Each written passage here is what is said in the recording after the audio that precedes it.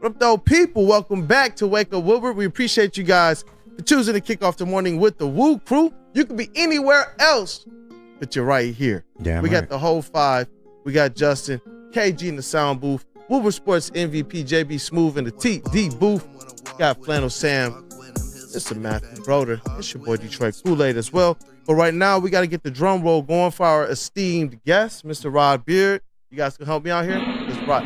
Hey, yo! Shout out and welcome to the legend, Detroit News, Rod Beard. Brother, as always, how are you doing? Again. And got to get some Rod's thoughts.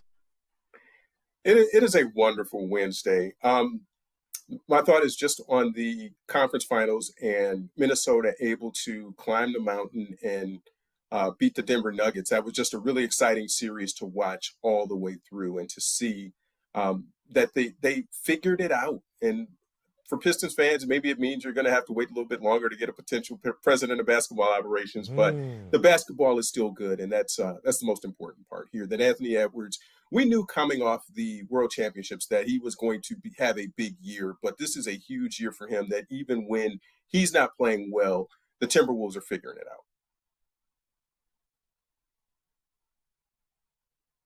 Yeah. Hey, you know what? The playoffs, we kind of opened up the show with a little bit of NBA playoffs conversation as well. And it's pretty cool to kind of see these new faces in these new places kind of doing some big things right now on this landscape. It feels like the face of the NBA is starting to change. And we were talking about Jason Tatum this morning and just kind of how much his legacy could be boosted by winning a championship and kind of having this air where he calls himself the next face of the league. That would be a huge boost to that, as well as, we mentioned Luka Doncic, and Broder brought up an interesting one as well. Kyrie Irving winning a championship outside the shadow of LeBron James, seemingly right now at a time where he's looking like a much better teammate. But I know we want our Detroit Pistons someday soon, Rod, to get back to the NBA playoffs. I need it, Rod. I need it. Detroit fans need it. They deserve it more than anything. And you mentioned something about the president of basketball operations search of the Detroit Pistons. Obviously, Tim Connolly is going to be your option 1, 2, 3, 4, 5, 6. If there's an option, that's who you want. There have been some reports that he's probably going to turn down the job when the Pistons have the opportunity to be able to interview him. But you know what? Never say never. You got Tom Gores as an owner. If there's one thing he's been able to do that you like out of an NBA owner, it's open up that pocketbook and try and make something work.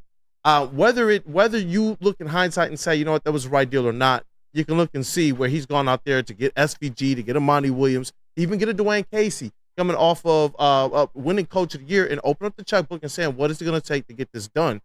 If he can do that with a Tim Connolly, you're talking about that is the win of wins. Right, but what's that number look like, though? And here's one thing. Make sure people understand. It doesn't count against the cap. It's just money at the end of the day. Yep. And if you're talking about a billionaire owner, then yeah, he has it, but you want to get this right. If you're changing the structure and you're having your first president of basketball operations since Stan Van Gundy, you want to make sure you get this right, because a lot of these things just haven't worked out. The structure hasn't worked out. The roster hasn't worked out. It's so many things that you need to fix in this. And you know that the draft isn't going to help you necessarily unless you do some other things right. And I'll stand by what I was saying before, that just the timing to me suggests you're walking into one of two doors. Either you're going to say you're going to clean house and everybody's gone and you're bringing in a new president with a new GM and everything else. That would assume that you have drafted either who you wanted, who was the no-brainer in that, or you know that you're trading this pick. And you maybe you want Trey Weaver or whoever to do that before you clean house. If that's the case and that's what they're choosing to do, I can see it. I just don't know how much you're going to have to pay one of these high-level, elite-level, or targeted and coveted president options to do it. And then, do they want to come here? If you're Tim Connolly and you just led Minnesota to maybe the NBA Finals or this far, don't you want to finish the deal? Are you doing this for money? Did you leave Denver to go to Minnesota for money? What are their motivations and what are they kind of looking for? I think that's the first thing you have to look at in these discussions. Yeah. And I know Trajan Langdon, that's a name we discussed a little bit earlier in the week on this show. That's a name that's kind of moved to the top of the potentials list as it relates to the search for a president of basketball operations. And he has a really good history. He's worked with some really good regimes, San Antonio, as well as his work with the Brooklyn Nets, and now with the New Orleans Pelicans as well, and had a hand with Zion, Brandon Ingram in this kind of Pelicans team that went from 30 wins to high 40s. So he has a pretty good track record, and it was a guy that I appreciated the Pistons kind of being involved with, that name being linked to. Obviously, the information came out that his agent during his playing days was Arn Tellem. But you know what? I'm not against an agent, I've said this before, being able to utilize his connections to better what he can do for the organization. You just want to see these things work out. And so I kind of was looking at the free agents that were there. You hear about the different draft picks that are mocked to the Pistons, kind of having some connections. And you know what? I'm not necessarily against the idea of a Trajan Langdon. There was someone online, and I feel bad that I forgot the @ I will try and make sure I go back and credit later. But it was in one of our comments. They said, wouldn't Trajan Langdon make you feel a little bit more comfortable because of the connection he has with Arn Tellem? Maybe Arn Tellem will be in a position to better trust this individual who has a pretty good track record, has worked his way up to the position he has right now, and has some wins underneath his belt.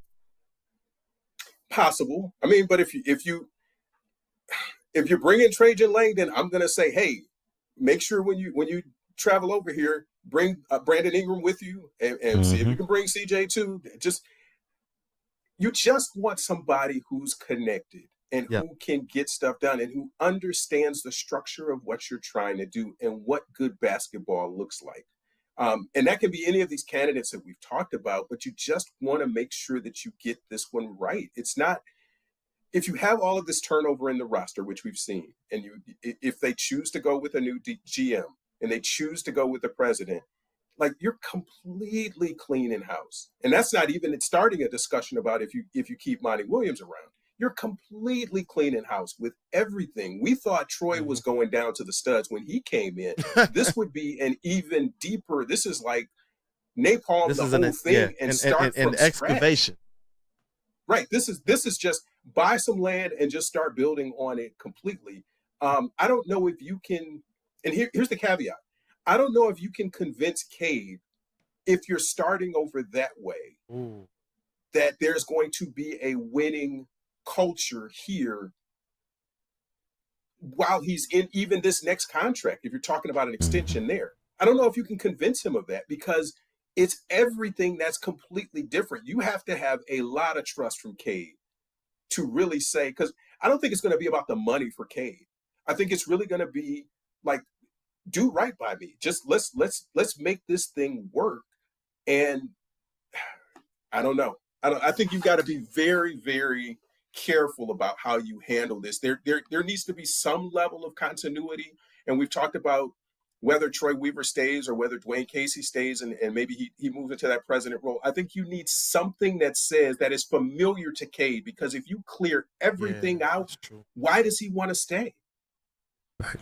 That's a great point. That's a great point. Well, speaking of which, I know you mentioned Brandon Ingram and CJ McCollum and passing earlier on, and obviously that's the route that I would hope that the Pistons can take, get an all-star. However, is there any role player type out there who you think would be a really nice fit next to Cade and could help move the needle with this team as early as next year, whether you get an all-star or you don't?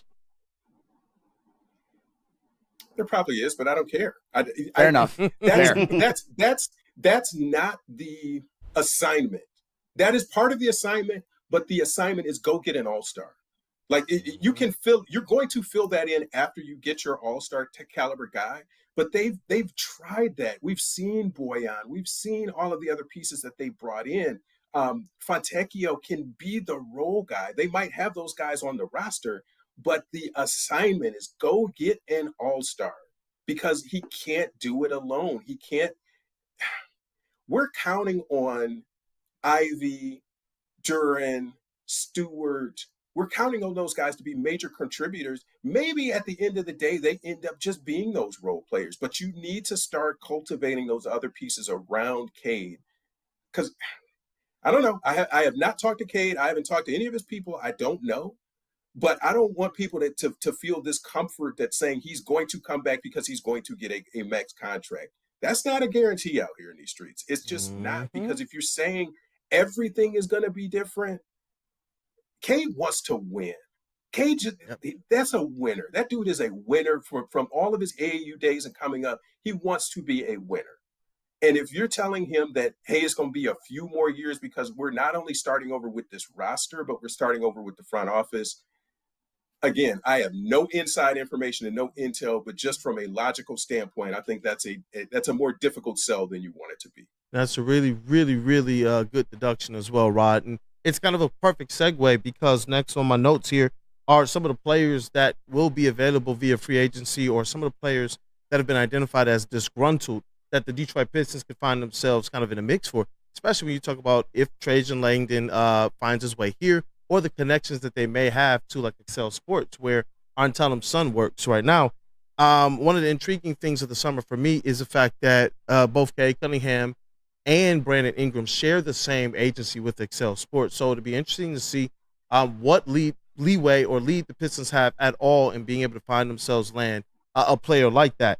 But as I kind of look down the list of free agents, one guy that I've talked about before on this show, but we always kind of pencil Jalen Duren in as that center, is Nick Claxton. Obviously, he's going to command, they're saying, maybe about $20 million a year, which is a big pay bump for him. But the big man, you talk about the defensive chops. They're saying how much? They're saying that guy can get as much as $20 million a season. I'm glad to throw out some numbers from some of these other players as well, too. I'm serious, because it begs these kind of questions. Because do you go that way? They need a big man that can play. No. Or do you go the Andre Drummond route? Or do you go the Andre Drummond route? Absolutely cheaper, walking double still. It'll be much cheaper, willing to play a role at this point in time, can play in a pick and roll. Because they have to do these things. Either Duren is that guy at this point in his career. He hasn't shown the defensive instinct or the defensive chops. And that's a real thing.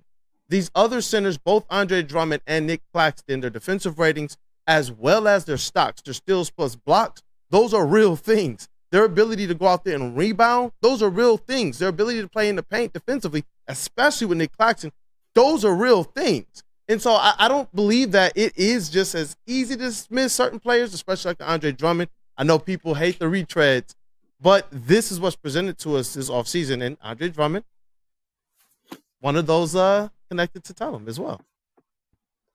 Hey, let us do some.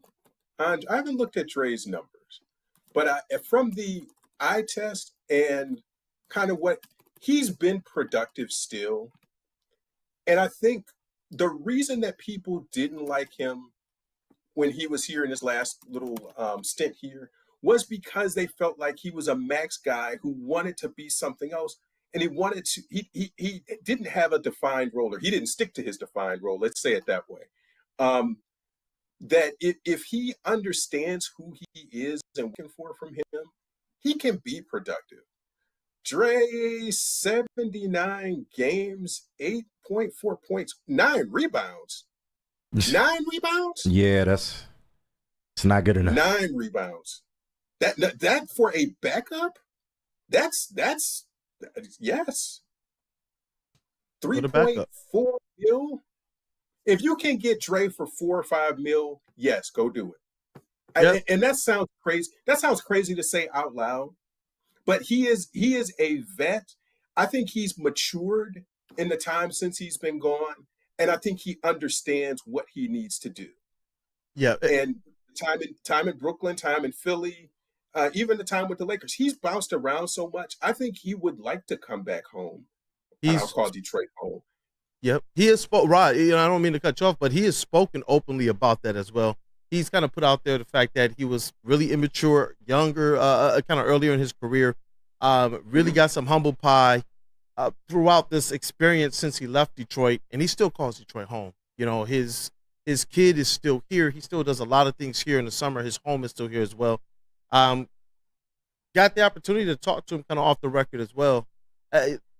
That's a reunion that I would keep an eye on. And when you're talking about a budget versus going out there and making an absolute splash on a guy like Nick Claxton, it's just like, whoa, Pistons got some decisions to make to be able to kind of plug a few of these needs that they have. But then you're looking at guys as well like a Malik Monk or a Bruce Brown. Malik Monk is talking about going out there and getting $25 million a year. What is going on in the free agency market? You go down the list, obviously there's an option between Brandon Ingram or Patrick Williams. Do you want to spend the money?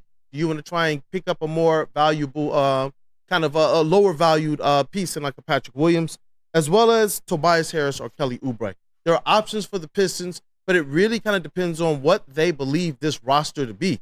Is Jaden Ivey, Jalen Duren, are these guys playing roles, or are these the guys that you believe can take the next step with a Cade Cunningham?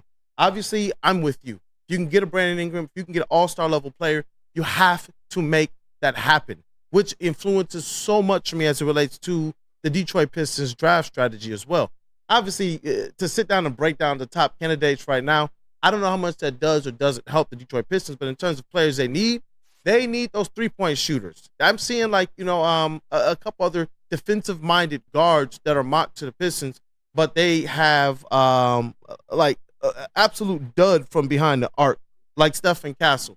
I like what he brings defensively, 6'6" build and everything, but I believe that we saw that already with Asar Thompson. You can't really run that back again.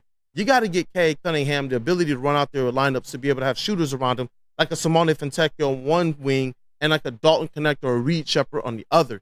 If you can trade that first pick and utilize it to either trade back or trade back into the first round, you're looking at a guy like Dalton Connect who's supposed to go, in all the mocks that I'm seeing, somewhere between 11 and 15. I believe that's good value for a 6'6" guy who has some sneaky athleticism, some good handles.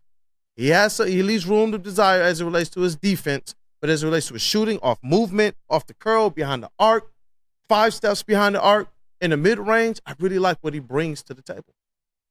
No, and I think that's the case. Is you can't necessarily look at fit and say you've got to have all of these things. You just you need shooters. Absolutely need shooters. That is number one. Give me the best shooter in the draft. If you're going to use that pick or trade back and do whatever, I need the best shooter in the draft. I don't care about defense. I don't care about anything else.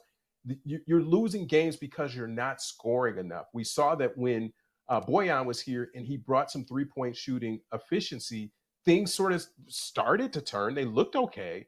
But Cade, it's not about whether you're a good team. You gotta score. You just have to. That's how this works.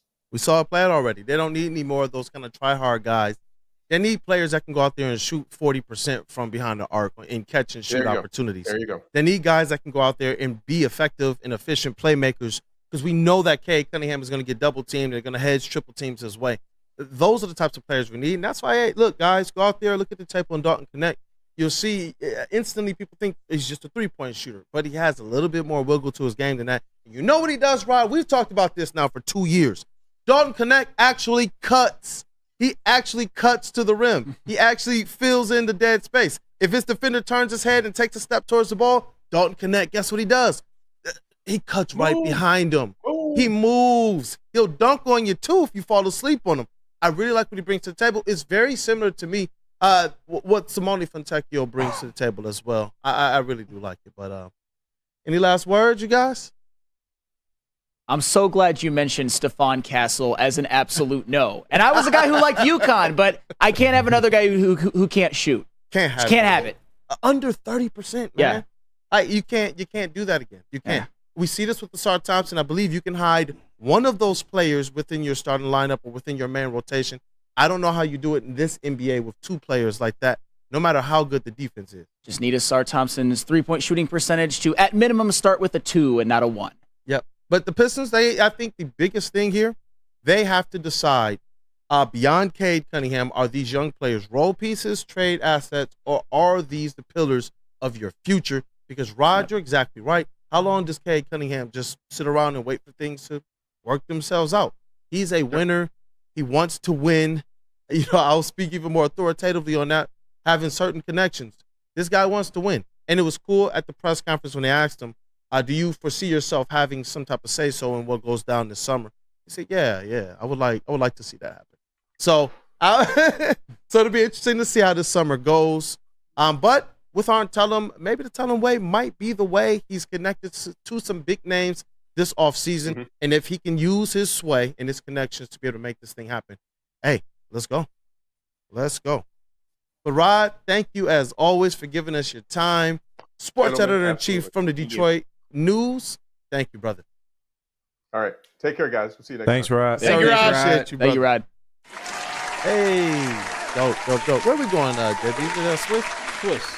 Hey, let's go to Swiss. Now more than ever, it is critical for you to have your insurance reviewed. Swiss Insurance will make sure you're